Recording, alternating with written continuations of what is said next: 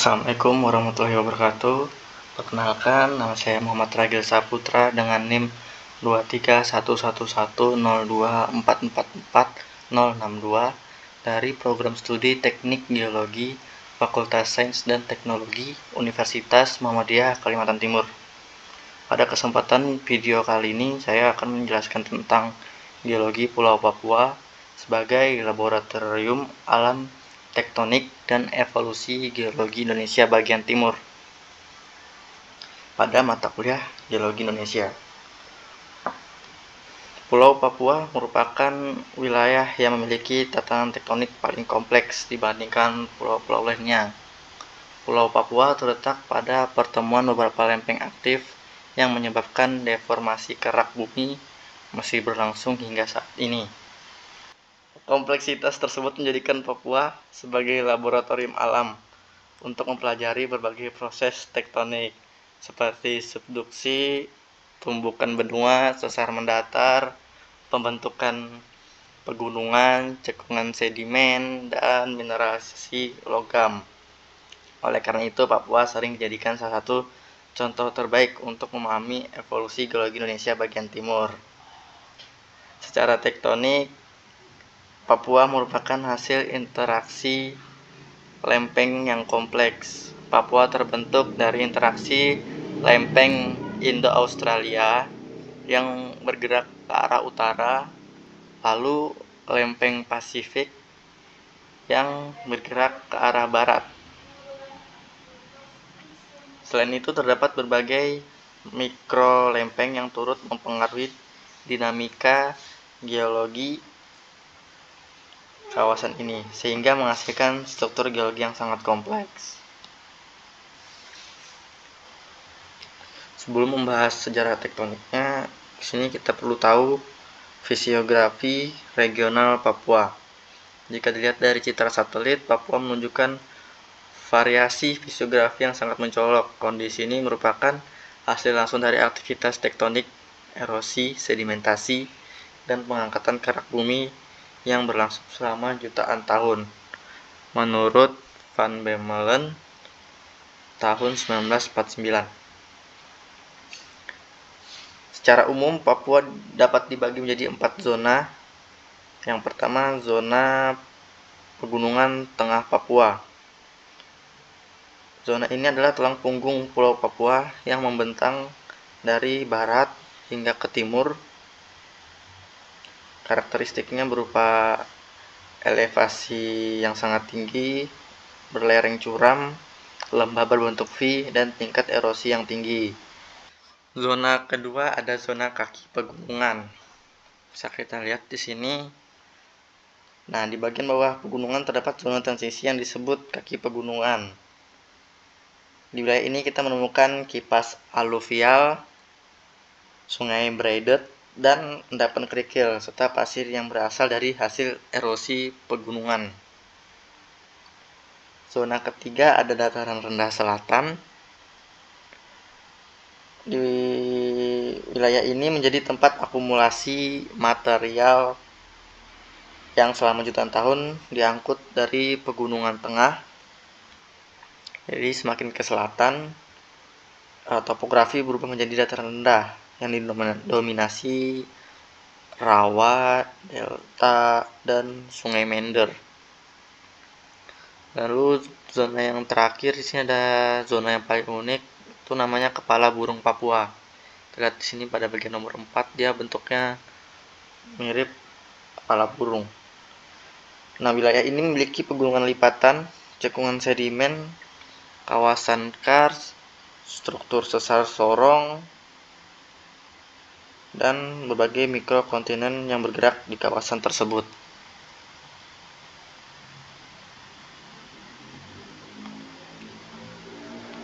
Sekarang kita lihat posisi Papua dalam sistem tektonik Indonesia. Indonesia terletak pada pertemuan 3 lempeng utama dunia, yaitu lempeng Eurasia, lempeng Indo-Australia, dan lempeng Pasifik. Nah, di antara ketiga wilayah ini, Papua merupakan daerah yang paling dipengaruhi oleh interaksi lempeng Indo-Australia dan lempeng Pasifik. Interaksi kedua lempeng ini menghasilkan zona deformasi yang luas dan aktif hingga saat ini. Secara regional, Papua merupakan bagian dari zona tektonik Indonesia Timur yang dicirikan oleh aktivitas tektonik tinggi, struktur geologi kompleks, pegunungan hasil tumbukan lempeng, banyak sesar aktifnya, magmatisme intensif, pembentukan cekuan sedimen yang rumit. Nah, di sini menurut Hall tahun 2012, wilayah Papua merupakan salah satu daerah dengan konfigurasi tektonik paling kompleks di dunia karena melibatkan interaksi beberapa lempeng besar dan mikrolempeng secara bersamaan.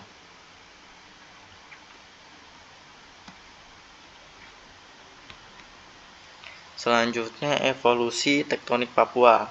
Jadi setelah kita memahami posisi tektoniknya, bagaimana Pulau Papua dapat terbentuk. Di sini terbagi 3 tahap.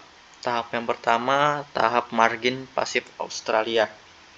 Pada awalnya Papua merupakan bagian dari tepian utara benua Australia. Nah, pada masa ini belum terjadi tumpukan. Lingkungannya relatif tenang dan didominasi laut dangkal karena kondisi yang sangat stabil. Terbentuklah lapisan batu pasir, batu lempung, dan batu gamping yang terendapkan selama jutaan tahun. Lingkungan ini dikenal sebagai Passive Continental Margin atau tepi benua pasif menurut Hamilton tahun 1979. Bukti dari fase ini adalah keberadaan batuan sedimen laut yang saat ini banyak ditemukan di pegunungan Papua.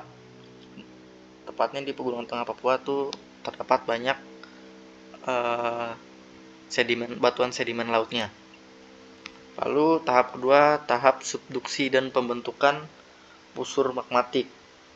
Nah, memasuki Kenozoikum terjadi proses subduksi bagian utara Papua. Subduksi tersebut menyebabkan terbentuknya busur vulkanik, aktivitas magmatisme, intrusi batuan beku, dan pembentukan cekungan belakang busur atau back arc basin. Aktivitas magmatisme yang berlangsung pada tahap ini menjadi awal pembentukan sistem mineralisasi tembaga dan emas yang saat ini banyak ditemukan di Pulau Papua. Lalu tahap tumbukan benua atau Arc Continent Collision, tahap paling penting dalam evolusi geologi Pulau Papua, adalah tumbukan antara tepian utara benua Australia dengan busur kepulauan yang berada di utara Papua. Nah, tumbukan tersebut menghasilkan beberapa pembentukan seperti pengangkatan pegunungan tengah Papua, pembentukan sesar naik regional, pembentukan lipatan skala besar, penebalan kerak bumi. Menurut Holm dan Richards tahun 2013, proses tumbukan ini berlangsung secara bertahap sejak Miocene hingga sekarang dan menjadi pengontrol utama perkembangan geologi Papua modern. Nah, salah satu bukti paling jelas dari tumbukan lempeng adalah pegunungan tengah Papua. Pegunungan ini membentang lebih dari 1.300 km dari barat hingga timur Papua dan menjadikan rangkaian pegunungan terpanjang di Indonesia. Pengangkatan pegunungan tengah terjadi akibat gaya kompresi yang dihasilkan oleh tumbukan lempeng Indo-Australia dan sistem busur kepulauan di utara Papua dari SAPI tahun 2016. Menariknya, batuan karbonat laut dan fosil organisme laut ditemukan pada ketinggian lebih dari 4.000 meter. Hal ini membuktikan bahwa batuan tersebut mengalami pengangkatan yang sangat besar akibat proses tektonik. Dari Van Bemmelen tahun 1949.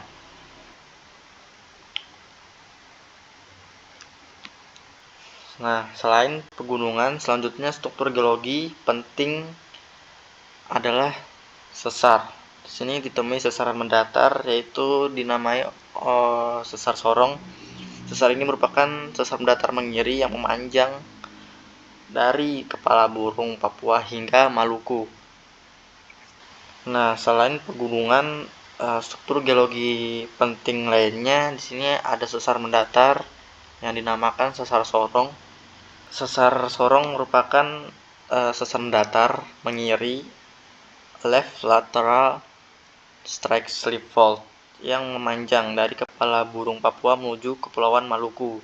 Fungsi utama sesar Sorong ini meliputi mengakomodasi pergerakan antar blok tektonik, mengontrol perkembangan cekungan sedimen, mengontrol persebaran batuan, dan menjadi jalur aktivitas gempa bumi. Menurut Katili tahun 1975, sesar Sorong merupakan salah satu struktur transform terbesar di Indonesia Timur yang berperan penting dalam evolusi tektonik Papua. Nah, aktivitas sesar ini masih berlangsung hingga saat ini dan menjadi sumber berbagai gempa tektonik Papua di bagian utara.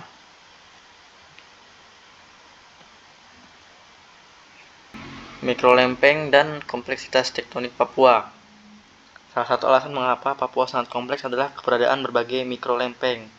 Selain lempeng Indo-Australia dan Pasifik, terdapat berbagai fragmen kerak bumi yang bergerak secara independen seperti Caroline Plate yang terletak di utara Papua, bergerak relatif terhadap Pasifik dan mikrolempeng lainnya. Lalu ada Philippine Sea Plate berada di barat laut Papua, berinteraksi dengan mikrolempeng di sekitarnya. Lalu Bird Head Block, fragmen kerak benua di Kepala Burung Papua yang bergerak relatif independen. Lalu Mauke Plate, mikrolempeng di utara Papua yang berbatasan dengan Caroline dan Pasifik. Dan terakhir ada Indo-Australian Plate yang lempeng utamanya di selatan Papua dan bergerak terus ke arah utara dan mengalami tumbukan. Nah, interaksi antara mikrolempeng tersebut menyebabkan pola deformasi yang sangat rumit dan menghasilkan berbagai sistem sesar, lipatan, dan cekungan sedimen. Akibatnya, sejarah tektonik Papua tidak dapat dijelaskan hanya dengan model tumbukan dua lempeng sederhana. Nah, mengapa geologi Papua sangat penting secara ekonomi? Jawabannya karena aktivitas tektonik memiliki hubungan yang sangat erat dengan pembentukan sumber daya. Jadi di sini ada dua contoh, yaitu mineralisasi logam dan hidrokarbon. Mineralisasi logam sendiri ini merupakan dari subduksi dan magmatisme yang menghasilkan intruksi magma yang kaya unsur logam. Proses hidrotermal yang berkembang kemudian membentuk endapan emas, tembaga, perak, dan molybdenum. Papua termasuk salah satu provinsi tembaga emas terbesar di dunia yang terbentuk akibat interaksi proses tektonik dan magmatik dari Pollard tahun 2019. Lalu di sini hidrokarbon tektonik juga mengontrol pembentukan cekungan sedimen yang menjadi tempat akumulasi minyak dan gas bumi, seperti cekungan Bintuni dan cekungan Salawati. Cekungan tersebut menjadi lokasi akumulasi minyak dan gas bumi karena memiliki batuan induk, reservoir, dan perangkap struktur yang terbentuk akibat aktivitas tektonik. Menurut Bahri tahun 2015.